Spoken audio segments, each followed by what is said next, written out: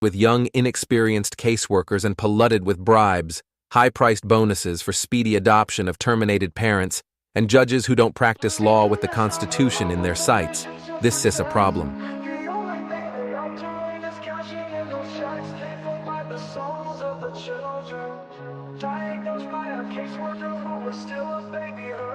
They take away the fathers, leaving just a mom and cubs. They know that with dad out the way, the better things will go. Breaking apart the family, destroying the American way. Our legacy is built upon our families of yesterday. Fuck CPS, fuck what they doing. Fuck CPS, they need to be ruined. It's all about the division of family services. You hear that the division, that's what they about. They prey upon the family, the ones that the dad's been kicked out. We can't stand for this abomination. This is the song that needs to play across our once great nation, making us aware of the problem. Stealing our kids, it's not mama drama. Stand up for those who are lost to them. We need to fight for the family, making America great again.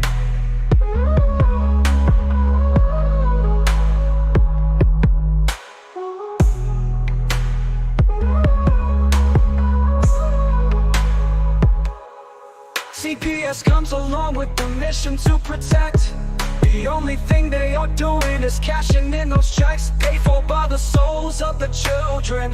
Diagnosed by a caseworker who is still a baby herself. They take away the fathers, leaving just a mom and cubs. They know that with dad out the way, the better things will go. Breaking apart the family, destroying the American way. Our legacy is built upon our families of yesterday. Fuck CPS, fuck what they doing. Fuck CPS, they need to be ruined. It's all about the division of family services. You hear that the division, that's what they about. They prey upon the family, the ones that the dad's been kicked out. We can't stand for this abomination. This is the song that needs to play across our once great nation, making us aware of the problem. Stealing our kids, it's not mama drama. Stand up for those who are lost to them. We need to fight for the family, making America great again.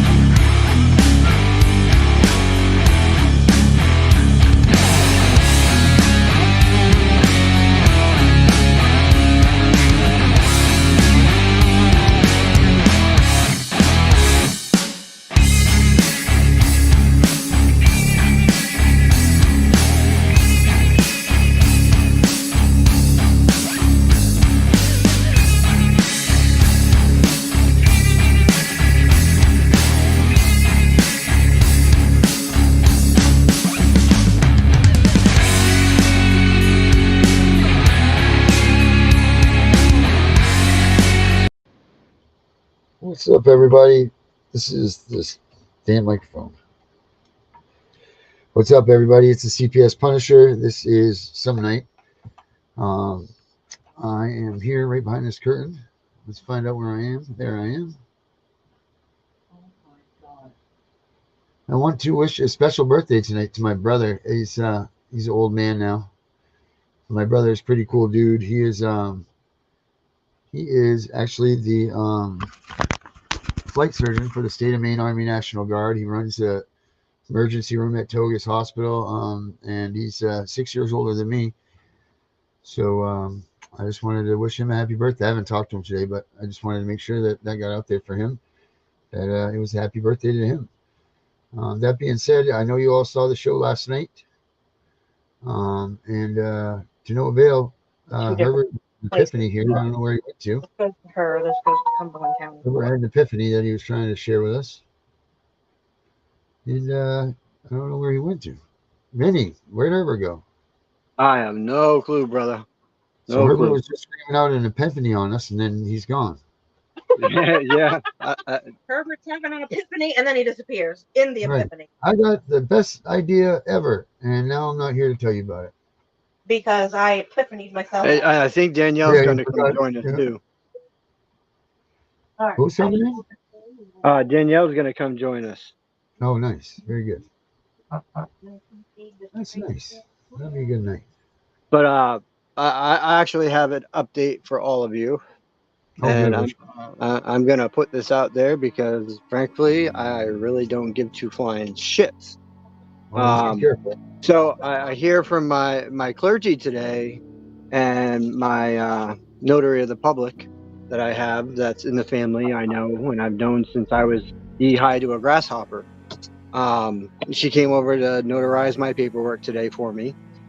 And she pulled me aside and she said, Vin, I just want you to know that the state cop was by and she was questioning me. And she questioned me without a warrant and without a court order. Asking me when you had your papers signed by me, how you had them signed by me. And I'm going to put it out there just like this. This is how corrupt Maine really is, because a Thomaston police chief was convicted of molesting a 14-year-old. They reinstated him back into the police department. Jesus almighty. Now that is corruption at its finest. Of course. The guy that came here with DHS, he was in fact an armed robber. He actually strong-armed money from a person. The guy, when he brought DHS here, he did exactly what they accused me of, but he did it for real. He took a person hostage, held them hostage under gunpoint, and they took the police cars saying that this was true for the police and everything. That guy got to be a cop the whole time. All for a $900 ripped off limo ride or something like that. But the fact is, I'm like, look I'm not a criminal. You guys are here in my house trying to take my kid, saying I'm a criminal, and this motherfucker is a criminal. And I want to put this out there to all you guys that really don't know the full spectrum of the story, because I cannot share the other side of the story, but I can share this side. So my oldest is 14. He is supposed to be staying with a friend of the family, which was my wife's best friend. They worked together. They talked everything. Okay. Karen, and I'm going to name her because I know her in person. Karen has sided with CPS. She has stopped conversations with us. She is believing every word that they have to say. They have turned my daughter Trinity against us. She now wants to be him, they, she, whatever, and refers to herself as Hope. They have brainwashed this child into believing that me and her mother want nothing to do with her, and that is not the case. Yeah, that's what they do, man. And we have been if you try to tell them any different, they yell at you, they stop your visits, they say, don't you do that, they cut you off. If they hear you tell that kid any sort of truth about what's going on, they shut it right down. If you're on a phone call, they'll take the phone call away. It's terrible, man. And I'm hoping someday my daughter will actually find this show, because she does go on YouTube a lot. And I'm hoping she will come across this show and she will listen to this show and realize, wow, mom and dad have been trying to get in contact with me this whole entire time. Yeah. But we have been blocked by CPS, kiddo. I hate to tell you, but they have said that you want nothing to do with us and you do not want to talk to us. Yeah. That's what they do, This man. is all staged by CPS because they've been talking to this child alone without the resource parents present. Now that doesn't seem right for an organization that's supposed to be promoting reunification, right? Yeah, they're supposed to be very transparent. Transparent, my ass.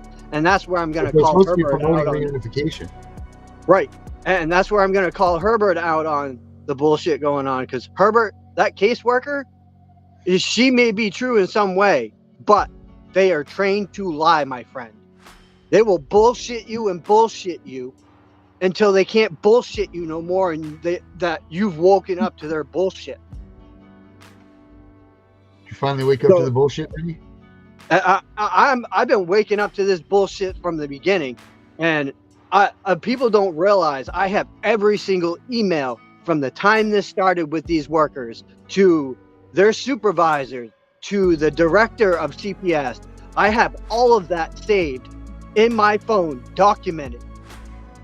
And this will come out in a lawsuit. And when it does, I am coming for every single one of them. The state cop, the foster parents up north. I am coming for her family. I am coming for the aunt. I am coming for the uncle. I am coming for the judge. I am coming for the DA, the ADA. I am going after everyone down the line. Yeah, buddy. Oh, yeah.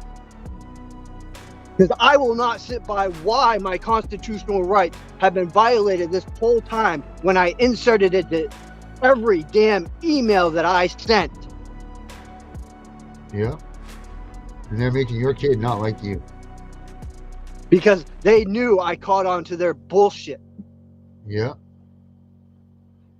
And that's Pretty what a simple. lot of you parents don't understand, is you don't understand your rights to the Constitution. You have a right not only to the Constitution, the Bill of Rights, the Constitution in your states, and you have your right to God. Yes, sir. They have majorly infringed on every parent's right all the way down the line. That's why I pushed the void ab initio, man, because there's just too much. There's too much that they've ruined on us. There's no way that a judge in a sound mind could keep anybody's cases and look at them and not say that they've colluded to come up with decisions, that they've lied, that they've manipulated, that they've stolen, that they've kidnapped, that there's all of these things that these people have done. And now they say with the order for Lynn's hearing on Thursday, they are ceasing reunification like they did on me with her. For what now?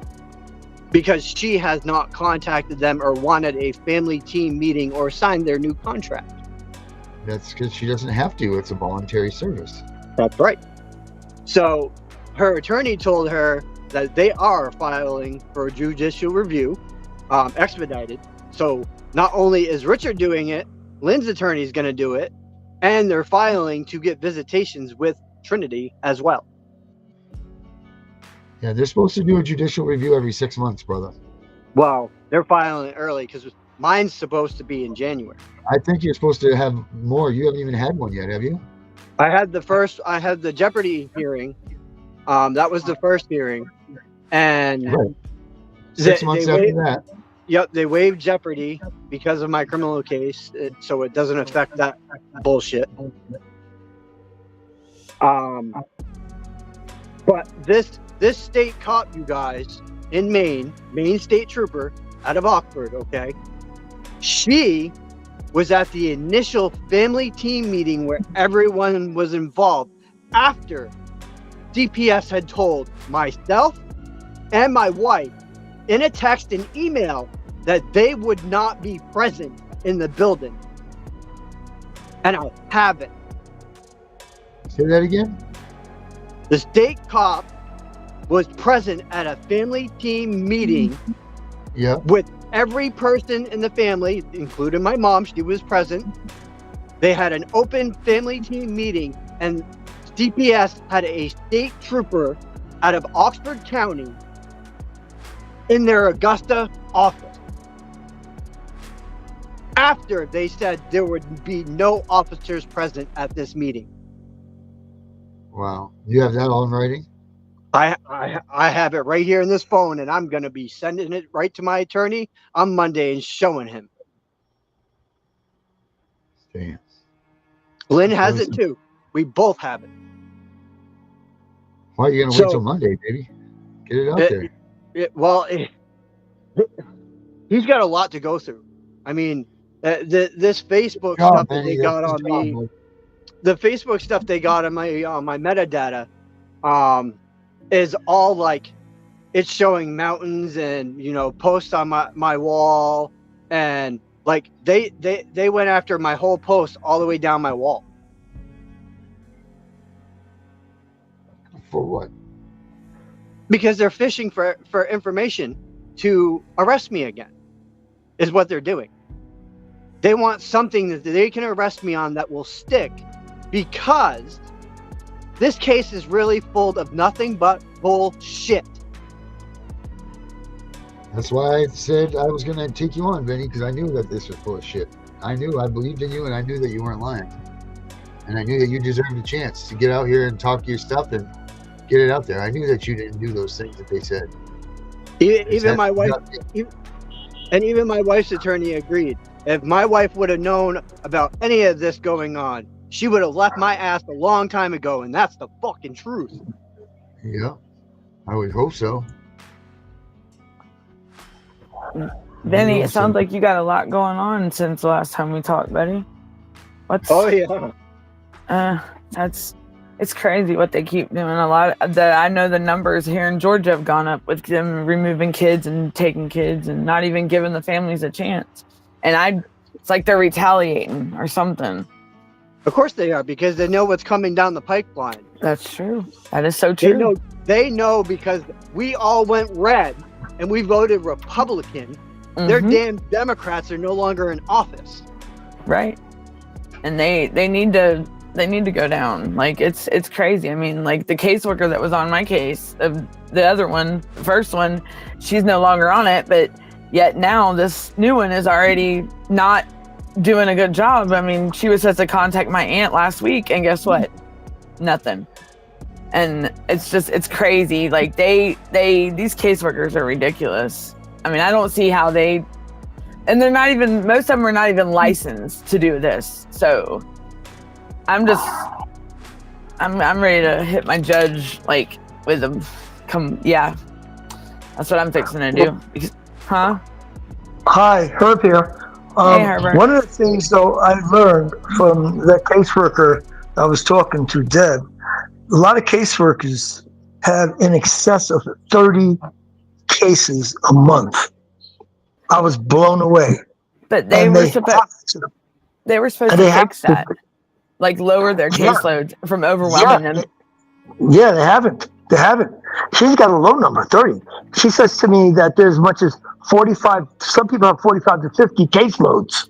Well, maybe if they would if they would follow by the proper policies and procedures, and maybe they wouldn't have all the problems they do, like the issues with these families and complaints and all that. You know, maybe if they would do the right thing, trying to reunify the families, keep them together, not try to tear them apart. That's not supposed to be about dividing them. It's supposed to be reuniting them, not dividing them. They're supposed to build these families back up to where they're, whatever area that they're struggling with to provide for their family, they're supposed to take those funds and use those to help strengthen those families to where they're not. I agree. And here's the problem. Problem is some do, some don't. That's the problem. Yep. Some do and some don't. But it's the ones that don't that are making the whole, you know, there's bad apples in there, but it's affecting all of them, you know? So it seems like there's more bad apples in there than there are good apples. Well, the ones that are good should start calling them out when they see it, and that's where they're failing because right. And I can tell you in my case alone, I've had people, they've actually quit working with the department because of the fake stuff, and they got themselves removed from my case because they seen it and they called them out on it, and that's what brought a lot of attention to my stuff. Well, I mean, it's crazy. If you guys ever watch the chat, Tammy says, she's been out of it for so many years. Tammy was a caseworker. And the thing is though, you have these, like here in Georgia, these caseworkers. Am I correct, Tammy? What you were saying earlier? Like with my stuff, they didn't even offer me services or anything, but yet they didn't remove my son from my care. It wasn't even me to begin with, but yet that they tried to backtrack something that wasn't even true because they didn't offer me no services or anything. I did parenting class on my own, and it wasn't even for my son. It was for my daughter for child support. And like, so they try to pack everything on you and they can't make you do anything. It's all voluntary, but they try to make it turn it around on you and say that, because like they try to say I have unannounced home visits. I'm not on probation with them. That is civil. My probation's criminal. I'm not being charged. No. And I told that lady, right now. You guys ready to hear this? I pulled it up. It's right here. It's right here in front of me. Okay. I have the text that they sent out to both of us right in front of me. And this is from the original caseworker, Leanne Keenan. The purpose of the meeting is just what I have said over the phone. It is to discuss all the concerns we have, to get information from you and support, and to make a plan going forward. Is that a family team meeting? Yes, it is. Yep. It says, make a plan going forward. It is not something law enforcement attends. It's just for the department. If he has questions regarding the criminal investigation, he can reach out to the state police. Now, what you need to do is take a FOIA and find out when they stopped drafting Title IV funding. Because as of now, if they relinquish your reunification rights, they are committing fraud. Right. That is so. I mean, they're trying, and it's like now they're trying to cover up their tracks of where they messed up. You get what I'm saying? Now that it's red, it's going like Trump's in office. Like they know Trump's going.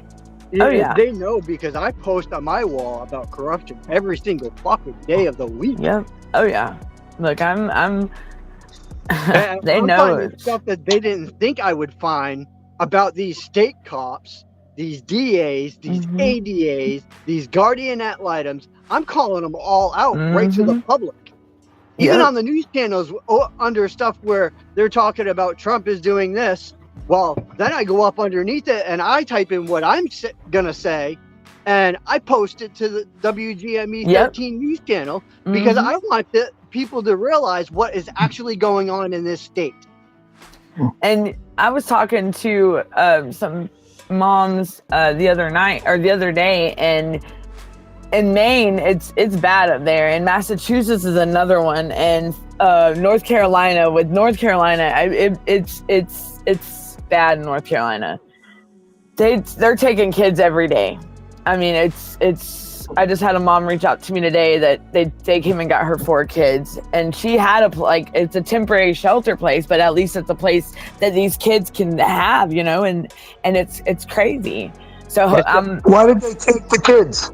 Because they gave them 10 days to get shelter for the kids because they lost everything. Their house is now in shambles, and they got family that's still out there missing that's underneath like probably 30 foot of mud. Like the families have lost everything, and FEMA and Red Cross. The situation. Are you talking about like North Carolina? Yes. It's in Bat Cave in Burnsville, North Carolina. Yes. Okay. Now I understand. And so the parent, the mother, and the kids were in the shelter, and CPS came and took the kids. Yes, some of them, some places they gave them 10 days, and then but still, instead of like putting more strain on these families and stressing them out, and then taking what is, I mean, I can only imagine what they're going through after losing everything. I mean, they still have to they're trying to find their loved ones. Now they're going to lose their kids. Like, what? Just because of a natural disaster? Like, hello. Why ain't DFCS or CPS trying to help them get in a shelter or get shelter built or providing them with a safe haven, a home, something? And so let me see if I understand something. That one person you're talking about that had a kids taken. There's more families. Let's talk about the one you talked about. Okay.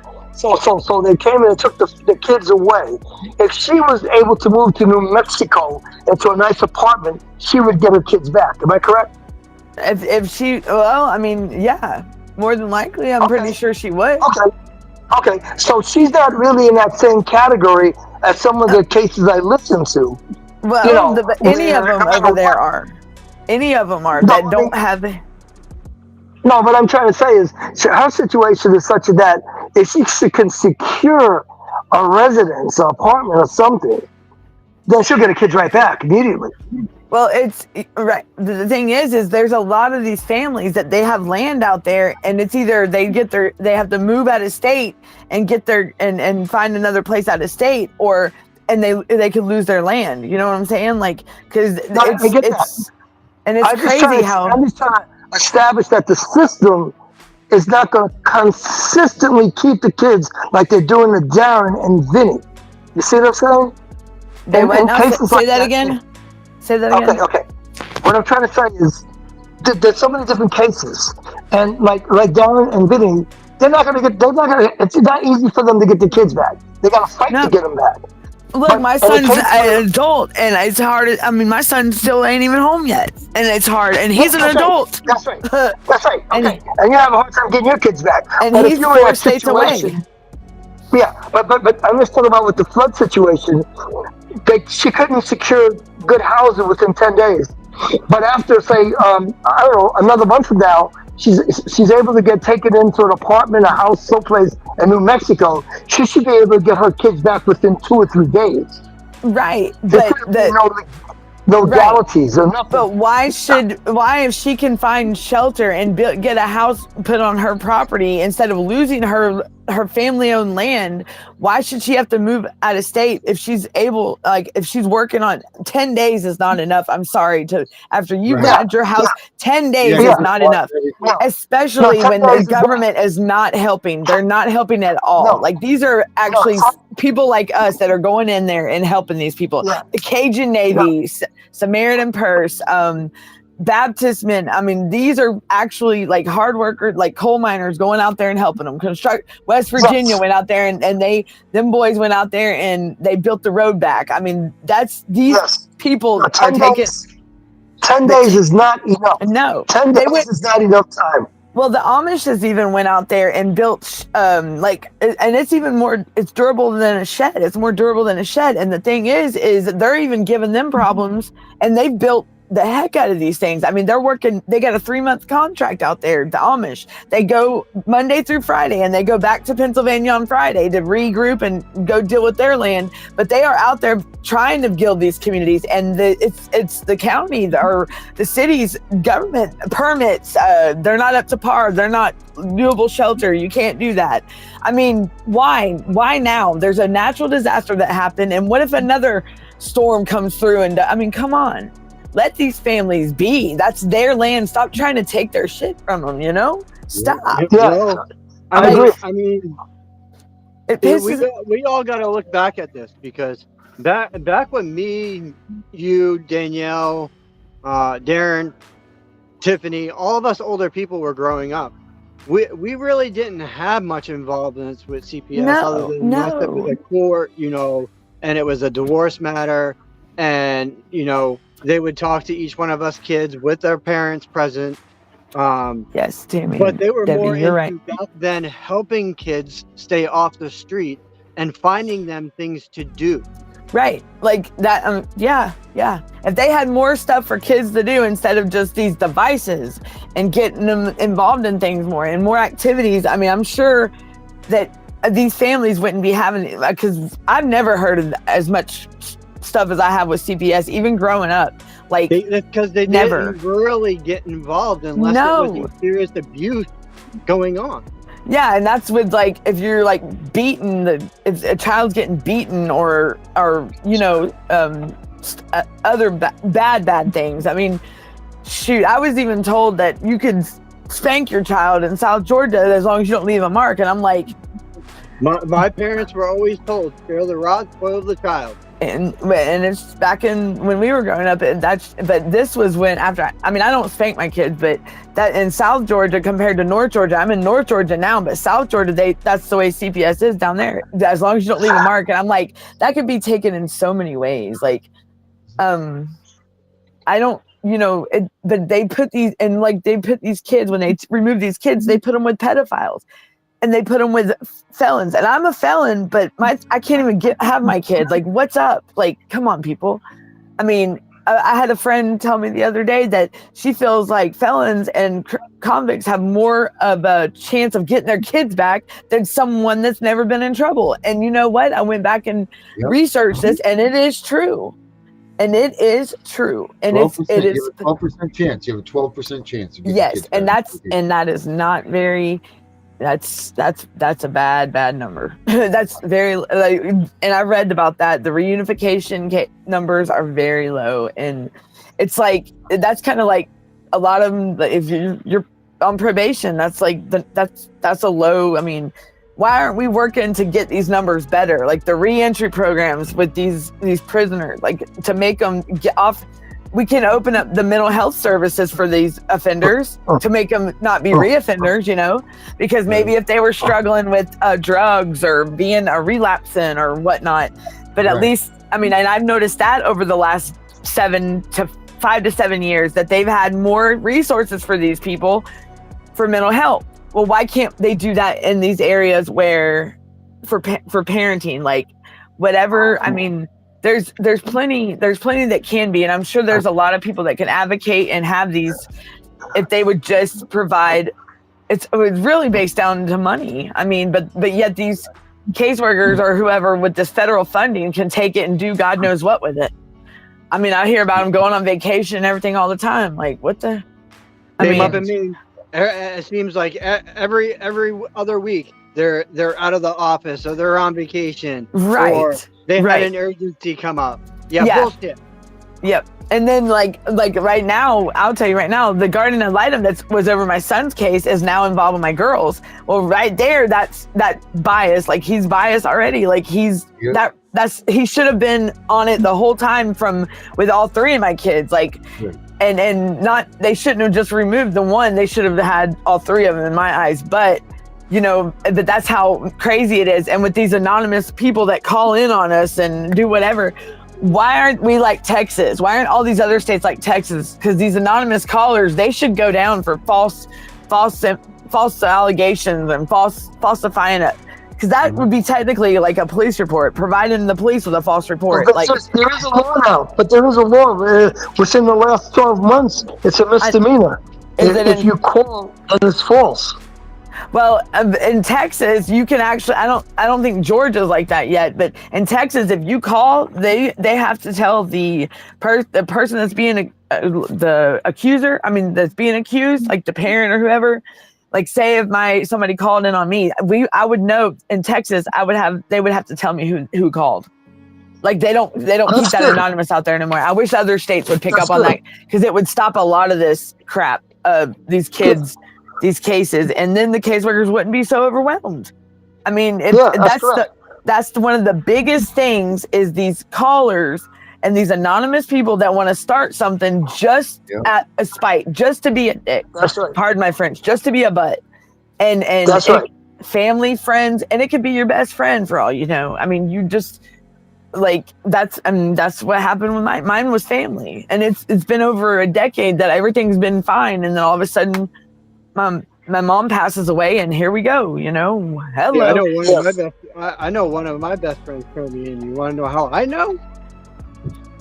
Because he works for a school and is in the medical field in the school. So she is a mandated reporter. Mandated reporter, and that's crazy. And what I mean, but yet, what gets me is they can still look at you in your face like nothing ever happened.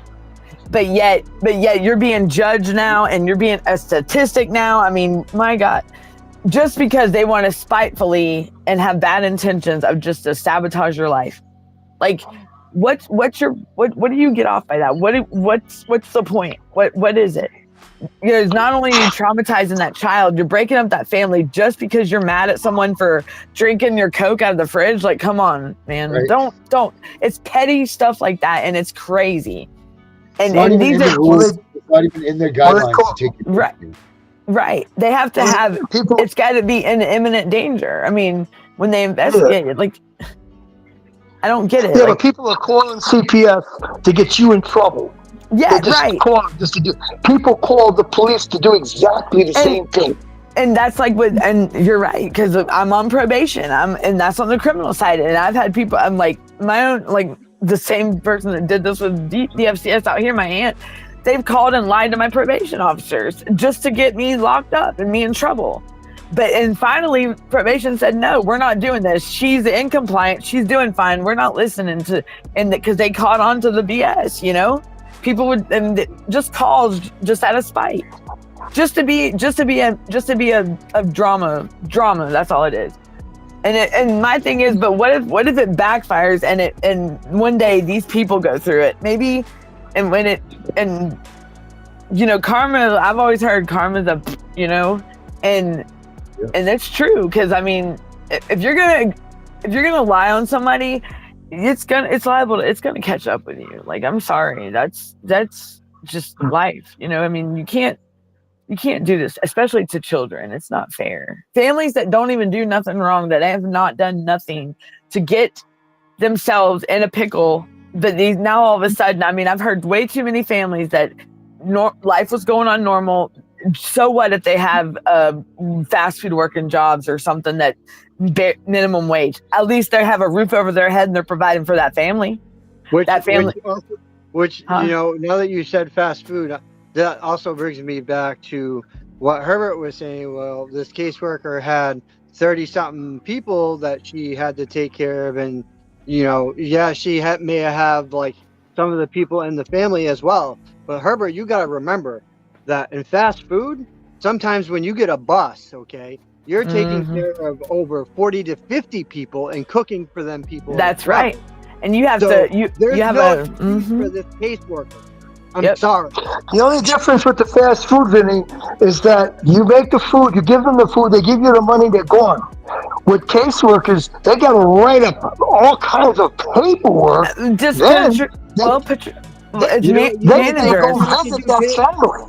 You don't think we have to do paperwork in fast food? I hate the difference. What about no, Vinny, I understand your point, but I'm just trying to show you, you're doing paperwork, but not on every single piece of meat that you sell. What about a counselor? Every single family. What about these counselors, like say a drug court counselor, like the program I was in? What about them? Yeah, they don't have the counselors. They got to write a paperwork but too. They're not overloaded. We don't ever hear about that. And I've been in the program. I don't think. And how about all these attorneys? All these attorneys out there, like my attorney Richard. Okay, I'm gonna throw him out there because you know what? That's a man that busts his ass for my case on CPS's side. And that man definitely deserves some dedication for him. I believe with these caseworkers, they overload themselves. He's got over 150 clients. I don't hear about these asinine caseworkers because these asinine caseworkers don't mean shit to me.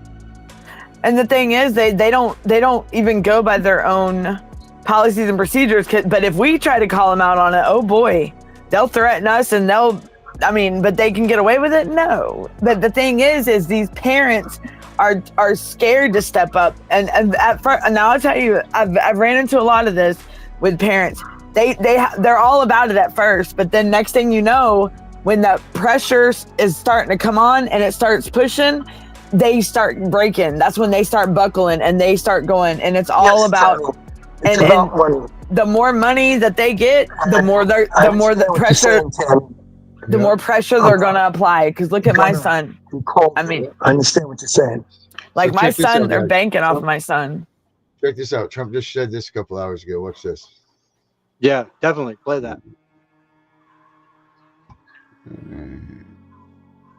I acknowledge what you were saying. Potential new education policies. Here in Arizona with the Department of Education, they tell me they're not at that point yet, but make no mistake, some policy changes could be coming. We owe our children great schools that lead to great jobs. That's the goal for President-elect Donald Trump. As for the plan, one of his campaign proposals is to get rid of the U.S. Department of Education. We're going to end education coming out of Washington, D.C. We're going to close it up, all those buildings all over the place, and you have people that in many cases hate our children. We're going to send it all back to the states. Is that possible, and how would that be possible? So it's certainly possible that the president and the Congress could dismantle the U.S. Department of Education. But the Senate would likely need to eliminate the filibuster to make it happen. Kevin Wellner, the director of the National Education Policy Center, believes the department will stick around. Scrapping the Department of Education would be messy and would surely result in damage to the effective administration of important programs for K-12 students and to those attending colleges and universities. The Department of Ed controls a lot, everything from financial aid for college to Title I funding for lower-income K-12 schools. Wellner says some of the programs would have to be moved to other federal departments. In and of itself, closing the Department of Education would not end the Title I program. But changes are possible in how the federal government gives out those dollars. Other promises Trump campaigned on? We will ensure our classrooms are focused not on political indoctrination, but on teaching the knowledge and skills needed to succeed. His claims of widespread, quote, indoctrination lack specific evidence. As for the rest of his plan, Trump also supports school choice, which is prevalent in Arizona, as well as bringing back prayer to schools. We'll have to wait and see which campaign promises turn into concrete policies. In Phoenix, Eleni Dow, ABC 15, Arizona. He's been I speaking dare on, you to let me build you a completely free e-commerce store preloaded with 20 back in schools for a while now. That's going to be interesting to see that each state, I guess the Washington will set a mandate that each state, the kids have to meet, but each state has to do it on their own. That's what it sounds like.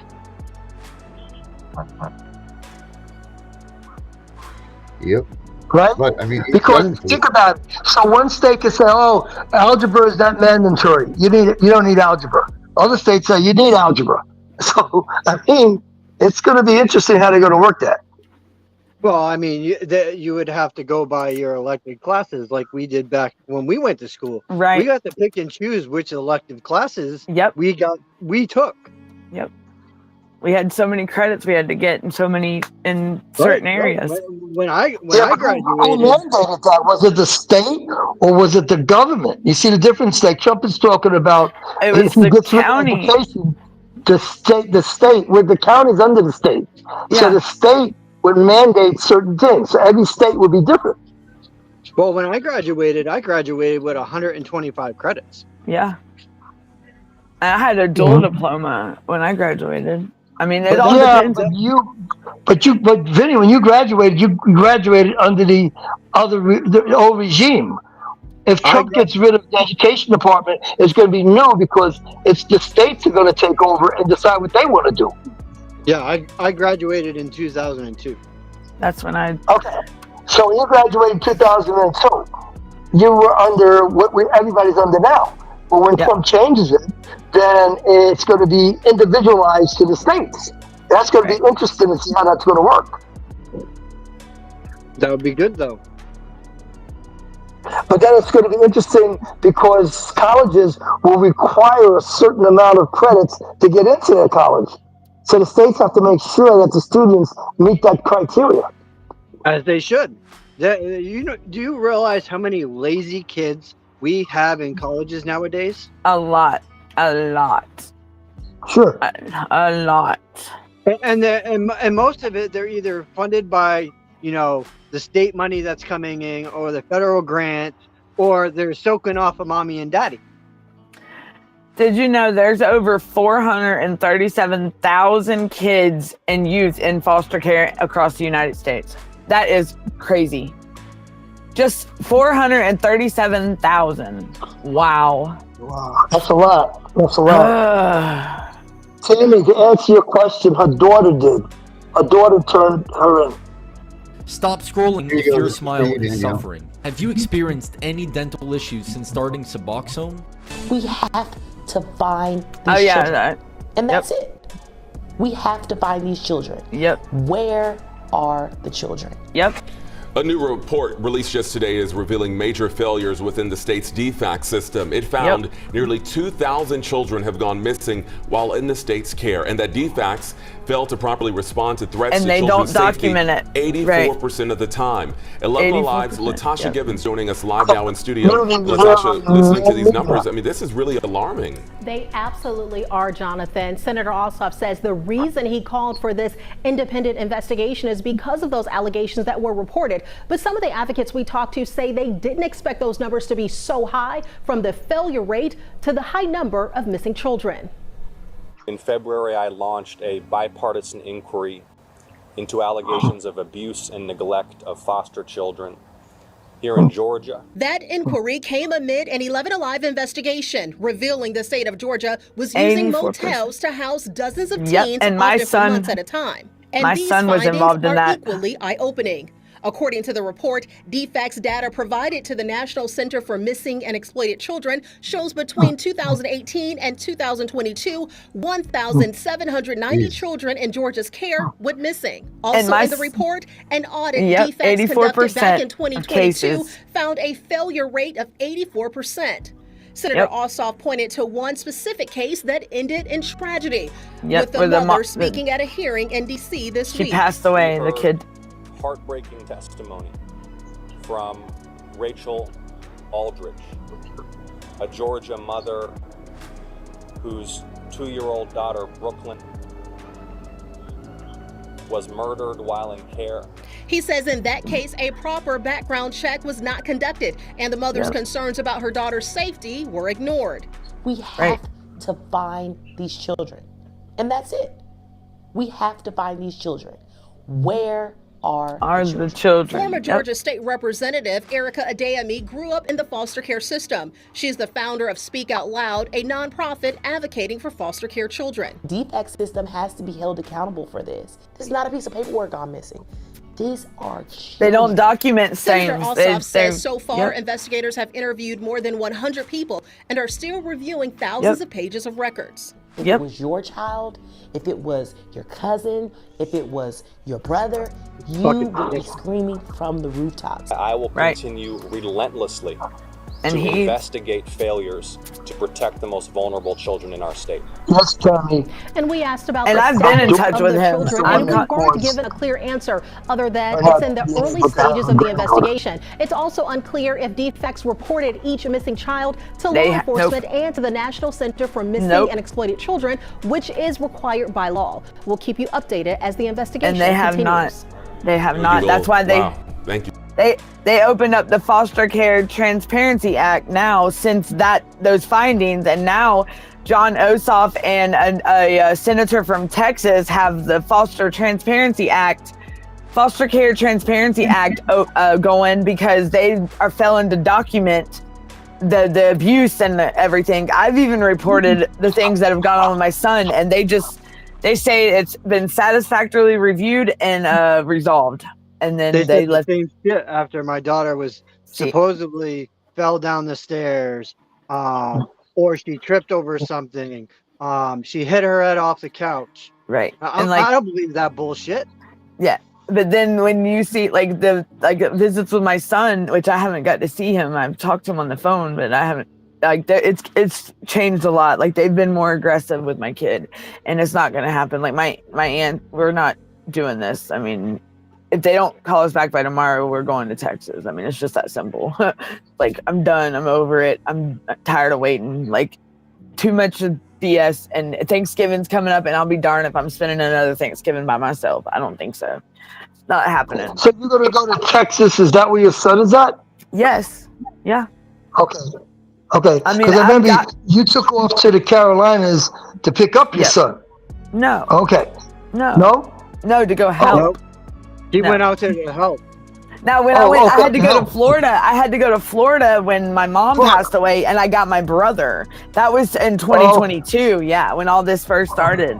Yeah, but no, I haven't been able to because I had to get permission from probation and stuff to be able to leave. Right. This And time. your aunt was the one that called probation that you left. Yes. And that was in 2022. Yep. Yeah. Yeah. And I mean, I just don't understand, like, somebody that's even on the stand in a courtroom, juvenile court, back over a decade ago, that swore to the courts that they would keep my kids safe, keep them out of the system, and before they even signed the guardianship paperwork, to now where she was able to throw my son like he's nothing. I don't get it. Like, why aren't they holding her accountable, these guardians accountable that aren't doing, and that's another thing too, the kinship. Why aren't they looking at these families? Why are they denying these grandparents this kinship? Because trust me, there are more families that are willing to take these kids that are their blood, their relatives, instead of throwing them in the foster care system, because in my case, they had a fiduciary duty to prevent foster care, and they did not do that. They did not exhaust all reasonable effort. They went by one person that said there was nobody willing or able, and that I abandoned my children. Never in my life would I ever abandon my kids. And I do, and my son, we have a big family, and they are more than willing to take my son. And it's always been this way. And for this family member to do this, it's crazy. And it's all because she don't want me to have no connection with my daughter. What, Herbert? No, I'm sorry. I was just asking Tammy if you have her phone number so I could call her after the show. Right, Tammy. Yeah. See what happens when somebody listens to CPS, right? To answer Debbie on the they say it happens in daycare and whatnot. This happened while she was at the foster care placement. I don't know if you'll be able to see it. Does that look like she fell down to you? My God. It looks like a bad bruise. That looks like a handprint bruise, like somebody's hand. Someone. Wow. My son had that. Somebody grabbed her. Yeah, that's somebody's. Somebody grabbed her. Yeah, but like looks that. Like somebody grabbed the child. But leaving a bruise like that, my son is he had to be escorted, and he had a big hand-sized bruise on his upper arm on both sides, and they tried to say, and then they made him wear long sleeves. Oh, what's that? What's that? Oh my goodness. What are they saying happened there? They said she fell and hit a couch. I would love to show y'all one of the videos with my son where he's saying, leave him the hell alone, on video, telling somebody that behind the tablet. Look at my daughter's eyes in this picture. Why does she look so pale? Like she's not eating right or something. She looks like under her eyes look dark, very dark. Yeah, they're black up under her eyes. Her eyes have those black marks up under them. Like she's either tired of something. Like she tired. What? They're stressing her out. What are they doing? Where's she at? They're trying to force her to eat things that she doesn't want to eat. So she probably. Yeah, like, but that she might be allergic. She might be allergic to fish because I have my son and had a bad reaction, and he's allergic, and they didn't call nobody or nothing. Oh yeah. Yes, they do a lot of drive-bys. Yes, I can vouch for that. They're supposed to stop by. They're supposed to make visits. You know what I do? I wave at them. Yeah. I'm like, yeah, but see, they're actually wrong, because I learned they're supposed to stop by, ring the bell, say hello. So they do drive-bys to avoid stopping by the house. But the thing is, that'd be like considered stalking, because what would they be, if there's no reason for them to be in that area? Why are they? They don't have a court order that says they can do unannounced home visits. No. No, that's from what I was learning is that they're supposed to visit the house once a month. And that's why they have like 40 or 50 cases. It's not possible. There's too many houses to go by. A probation case, probation can do it just fine. Why can't they? They visit way more people, way more houses. I don't have an answer for that. I'm still learning all this stuff. I don't have an answer for that. I mean, and because that's what these caseworkers. That's why they don't step up and voice themselves. I mean, but they want all the recognition, or they want all the like the clout, the attention, like the rewards. No, do your job right, and then maybe you'll get it. Because otherwise, until then, I don't know what to tell you. You're just gonna keep, and it's only gonna get worse. Like they can keep trying, but trust me, it's gonna come to an end real soon. I promise. Well, the end that's going to come is when they change their policies, procedures, and the system. They're not even. If they would go by the ones that are there, like what I would call their Bible, like the Child Welfare Manual, what they are supposed to go by, I promise you, things would run a lot better. No, all of that has to be altered. All of that has to be changed. To a point. Because what I've read, even if they would go by the one, like in my state right now, if they would go by that one, there would be a lot of things different in a lot of people's cases, and this stuff would not be going on. I promise you. My son would have never been thrown into foster care if they would have did their. I mean, they didn't even exhaust reasonable efforts. They didn't even try. They just automatically took my son and threw him to the state, and said here. And then they already had it made up to where he was without my consent that he was going to Texas. That judge told me to sit down and shut up. I'm like, what? Like, well, I mean, your case is not far from mine, Daniel. No, it's not. You know, the guardian. From the time they showed up at my house, they had me tried, convicted, and guilty. Yes. In their house. And that's where the moment they stepped foot on that fucking door, and I told them, "You cannot enter where I'm living. Please leave." Mm-hmm. And then they keep. And I did find out that if your caseworker or lawyer or anybody that's involved in the case, guardian ad litem, is talking to the judge ex parte without you there, if your child is a minor, that is against your due process rights. That is against your rights, and they are not supposed to do that ex parte. And I guarantee you, in a lot of these people's cases, that is going on, because I can almost assure you that is what is going on. I'm definitely sure it's going on. And the criminal case. And in the civil or criminal, but mainly in your CPS case, if they're talking to that judge without you present, point blank, ex parte, that is against your due process rights. I can promise you that. I even confirmed that today, because I wanted to make sure before I told anybody that the credible resource, like I heard it right there, and I even looked it up and even asked about it myself. So, I mean, they are, and I think that's what they're doing a lot of, you know what I'm saying? Yep. And that's what I caught, like, it took me a minute, but that's what they do a lot of on that. I mean, what's crazy is, like, the county I'm dealing with, they're trying to put it off as, like, they put this over here in this county where I live, but then this is when it's all supposed to be in that one county. But then again, I thought it was supposed to be in the county where the child is too. Well, my son's in Texas, so who's real, and he's an adult, so who's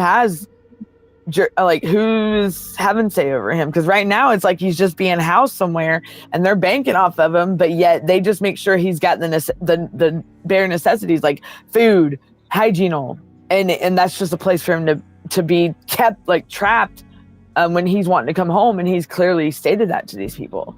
And so if he's an adult and he's got even an adult in the state of Georgia, even if they are incompetent or incapacitated, it's all voluntary after the age, especially after the age of 19.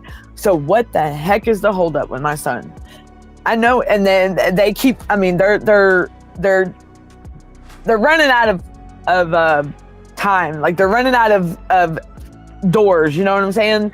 Because they keep giving us the runaround, and trust me, it's coming to an end, because they're starting to stress, you can tell. I mean, why the guardian ad litem, I hit him up today, and he told me that yes, this was the correct number, but he's in court all day. I said, that's the same thing he says every week to my aunt. You're not in court that much, buddy. Like, come on, dude. Come on. Stop the games, sweetheart. It's not gonna work. because where he's not realizing is my son, he's over my daughters now, which CPS has never been involved, never no guardian ad litem, but yet they should have opened up a case on all three with all three of the kids, not just my son. And then now my girls, no. And the whole reason why this is happening with my girls was because the guardians did not keep up with their terms of their responsibilities. They have not kept the courts up to date in over 4 years with an annual status report every year. They're supposed to and I called them out on it. I mean, I'm sorry, if they're going to try to get me, I mean, it's only fair. That's my children. They're supposed to be looking out for their best interest. Well, why ain't this being addressed? But yet you're coming after me for some stuff that's not true. But yet, I mean, that's a guardianship order is, I mean, it's signed by both of us, and it's a legal, it's there, you know, it's a legal document. So why can't they be? I mean, that's a contempt. I mean, they violated it. Why aren't they being held accountable? Why? I mean, it's crazy.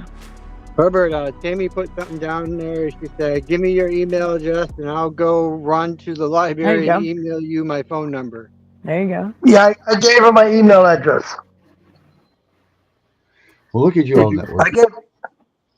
All right. Do you guys have Tammy's phone number you can give me after the show? No, I don't know. Oh, okay. And sorry to hear that you had a stroke, Tammy. That's pretty shitty. My sister has them all the time, so I know how you feel. Does she have your? Oh, she don't have your email. I mean, Are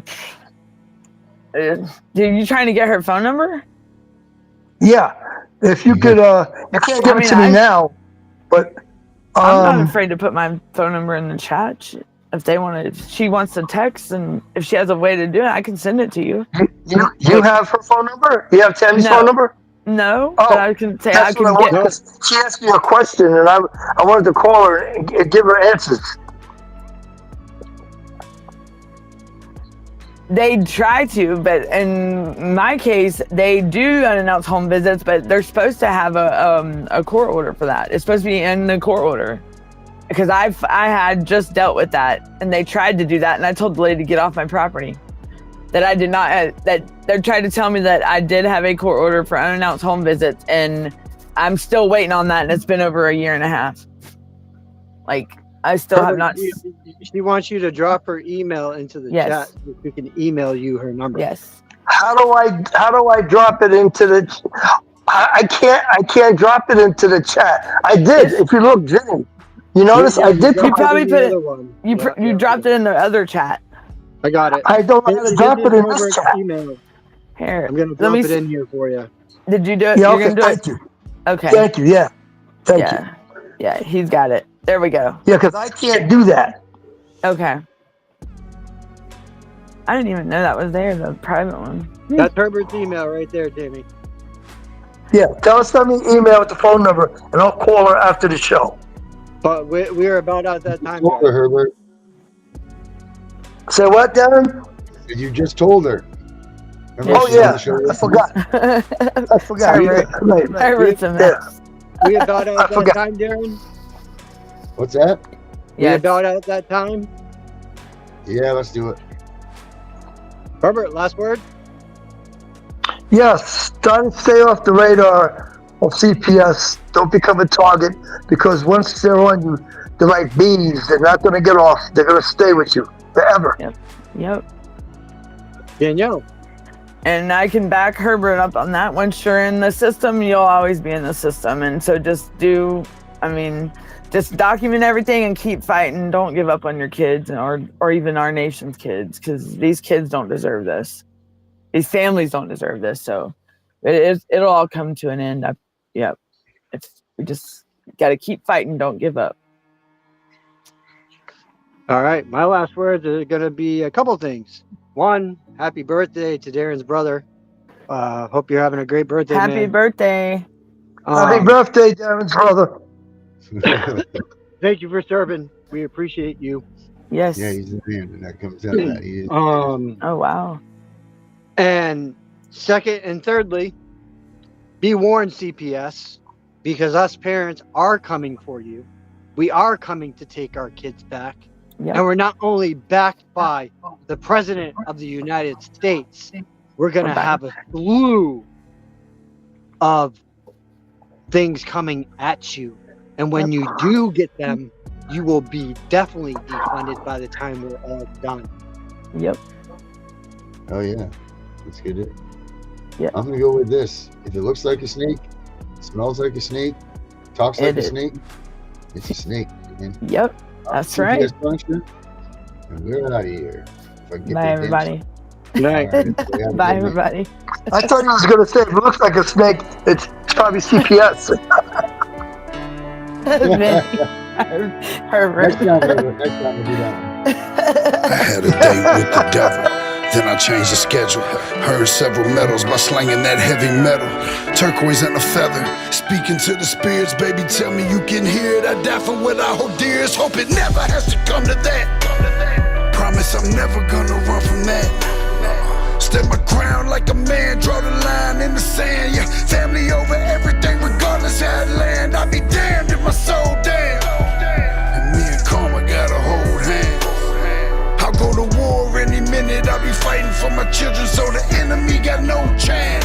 I'm a warrior for what's right, even though I did some wrong things. I wanted to get on for my offspring, tried to do it big so my kids could enjoy all of the small things. They said it could die young, I'm still breathing. I'm the son of the righteous, but my father was a heathen. When I go with him, I'm leaving a story worth reading, or a bunch of tales that probably drive my children off the deep end. Said it could die young, I'm still breathing. I may have ran with some demons, but I've never been a heathen. I believed all along, writing my wrongs in my songs. I put family over everything till everything was gone. Yeah, I know I've been a bad guy, but I always had a good heart. Played the part of a villain, been a hero for my children. When I'm no longer living, just remember all the good parts. I know I've been a bad guy, but I always had a good heart. Played the part of a villain, been a hero for my children. When I'm no longer living, just remember all the good parts. I had a talk with the angels, told me I'm in danger. Look at my reflection, see the image of a stranger. Been a long ride, what will I do with the remainder? Good die young, so my species are endangered. In the jungle with my guns out. Been through the storm, but the sun's out. I see the clouds coming, I'm not running from the flood, cause this time the enemy is gonna get flushed out. I'm on the pirate ship with all my gold. It can sink, the story still be told. This is the tale of the hopeless, I'm the poet of the broken, never true words spoken from the soul.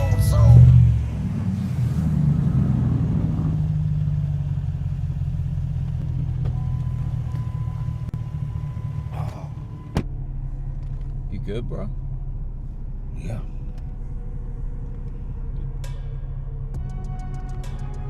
You look like you just buried a body.